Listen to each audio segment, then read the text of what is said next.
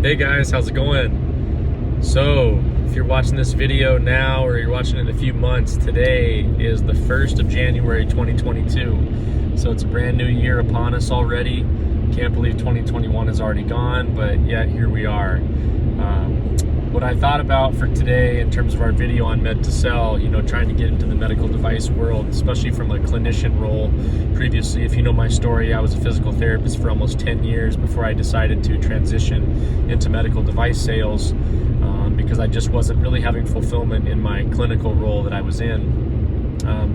One of the things that comes up often, I think, when you think about medical device is what type of company am I going to join? How do I value and weigh different opportunities that I might come across? And what's maybe the most important thing to be thinking about as you are looking into a different career choice, such as medical device sales? And I think one thing over these last few weeks that I've really thought more about is just the power of a large company and the resources that they have to offer. I don't really like sharing the name of the company that I'm with, but it's very easy to find if you're on LinkedIn and you want to friend me, just because I don't want this to turn into, me being a spokesperson for that company. But, I was in my role for about 4 months, and the company that I'm with decides that between the 3 and the 6 month mark, they're going to send all their new reps to formal sales training, hands-on, in-person sales training. And when I just did this in early December, it was over a span of 10 days.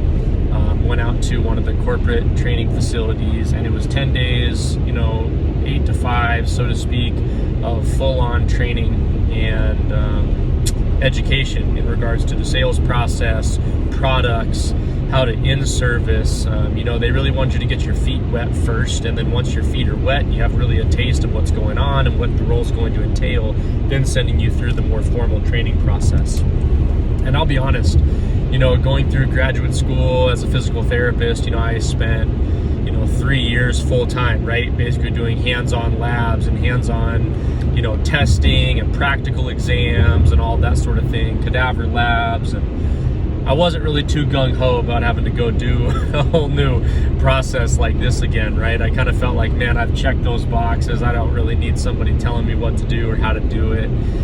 Just let me learn and let me get my hands on it and do my own thing. But, if I'm being honest, that's what I really felt going into it. But, man, when I left there, I know that I am so much better for having been there and having that opportunity of going through all of those learning environments and modalities, and really being put on the spot and having to grow and come out of my shell, even from a person that I think is a pretty big extrovert, I think, and really like being around people and in that environment. But even still, I really had to come out of my shell during this training because, as much as I think of myself as a people person and being able to speak with anyone and hold a conversation and things of that nature, in the sales world, it is just different, right? You're having to go into some of these situations, and yeah, you're still conversing, you're still building relationships, you're doing all those things, but you always have intention behind it. You always have a purpose behind it.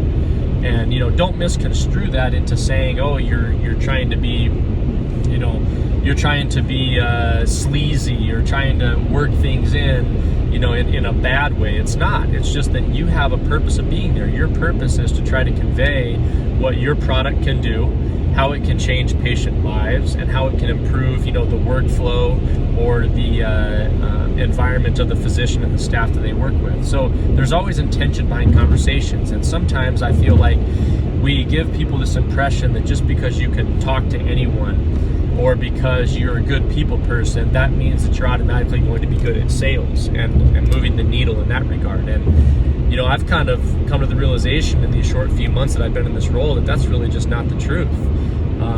It can set you up for a lot of success in this role, in a role like this, but it doesn't automatically mean you're going to be great at it. And I think just like anything else, selling is a skill, and having intentional conversations is a skill. And like we know with anything else, right, you have to practice those things to really get better at them. So to make a long story short, I was, did 10 days of this training, and it was a mixture, like I said, of product education, doing some in-servicing, getting put on the spot in role plays of, role playing with, quote unquote physicians or hospital leaders in terms of, products and incorporating new technology and that sort of thing. And man, did I get better from that. And it really, I don't know what the future is going to hold for me in terms of success in this role, but I can tell you one thing is that I don't think what I just did for this training program will hurt me in any regard. And I think if I look back in a year from now and I am very successful, as successful as I'm hoping to be, I do think that I will owe a lot of that to starting off on the right foot. And that's where it comes to you guys. And what I really want to get across is that I think, especially for us coming from, these clinical roles and going into more of a sales environment,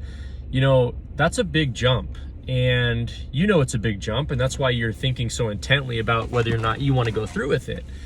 But to do that, you really want to set yourself up for success, right? And to me, setting up for success does not mean that you take a role, someone hands you a binder, and they say, hey, learn all this stuff about our products, and then just get out there. You're on our team, we sell great products, we have a great reputation in the industry, just get out there and do it. Because by nature, most people that I know from the clinical world we are not bulldogs in the sense of we're not going to go in and strong arm people for sales, right? We're going to be the type that go in and we build sales off of the reputation we have and the relationships we build and the rapport, that we generate with our customers. And so for you to just get a binder and be told to go do it, man, that's asking a lot, right? Because you're going to be really out of your comfort zone, because not only have you not done this before, but now you're not even really getting any guidance. You're just being told, hey, here's your products, go sell, right? So I think something I would recommend to my earlier self that I maybe didn't put a lot of emphasis on in my particular situation, but now I see the value of, is find a company that is going to invest in you. Right? We talk about that all the time. It's cliche, it's across all industries, but it is so true in this realm, because if you don't have that company that's going to invest in you, and they're not going to spend $5,000 to $10,000 like my company did, flying me out, giving me a daily stipend, putting me in a 1-bedroom suite, hotel room, whatever you want to call it, for 10 days, actually 12 if you count the weekend with it, right? Man, that's a big deal, right? So don't discount that is going to set you up for so much success and get you off on the right foot.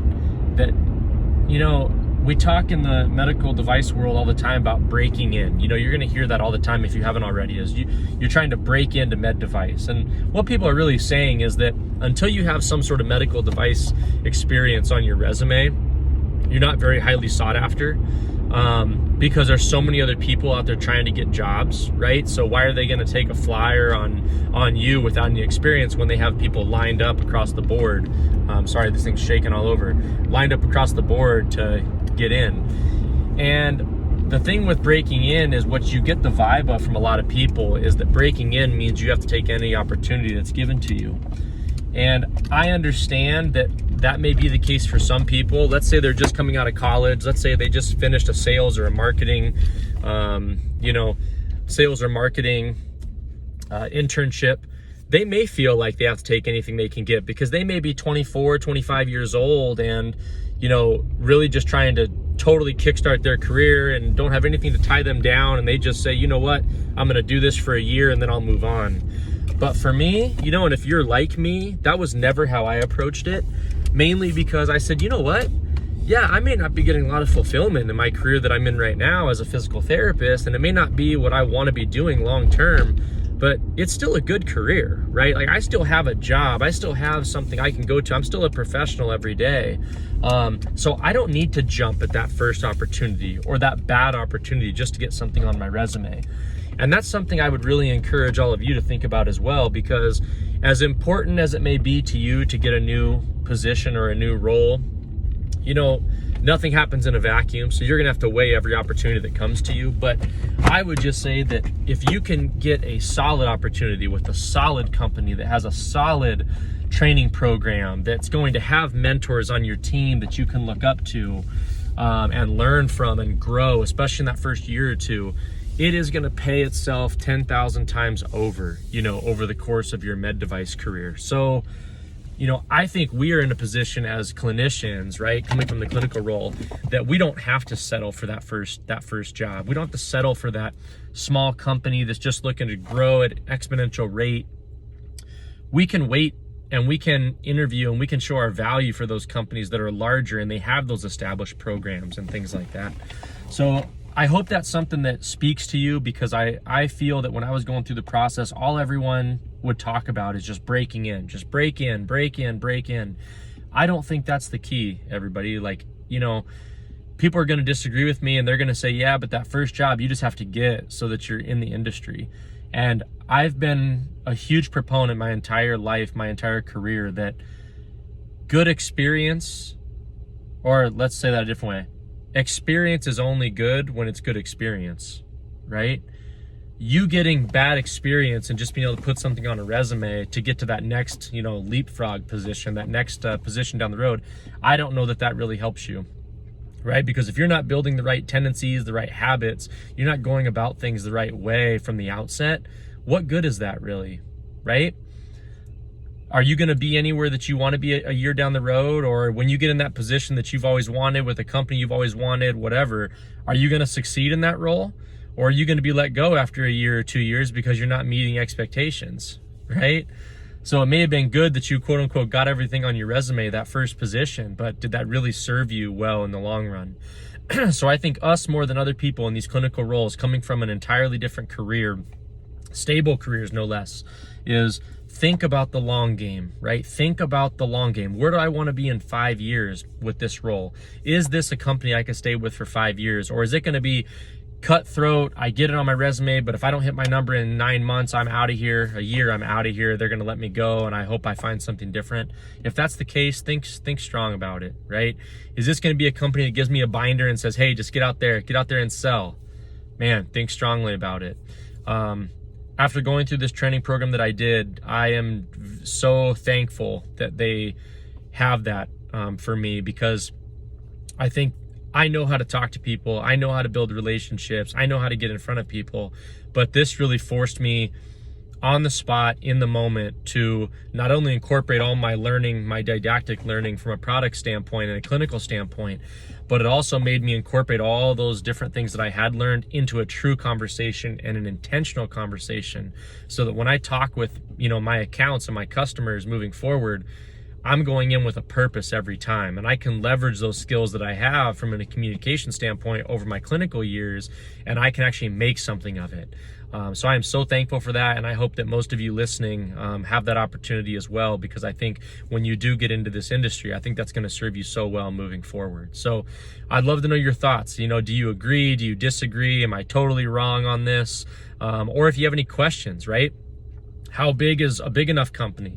How many mentors do I need, right? Different things like that. How long should my training be? Reach out to me. Let me know. You can always find me, obviously, on this YouTube channel. You can comment on the video below, Facebook, Twitter, anything like that, email. Get a hold of me and let me know, because I would love to help you on your journey, okay? So for another episode on this Med to Sell channel, I hope this was helpful. Look forward to talking with you guys next time, and let's get after it. Let's get you guys into the medical device world. Take care, everybody.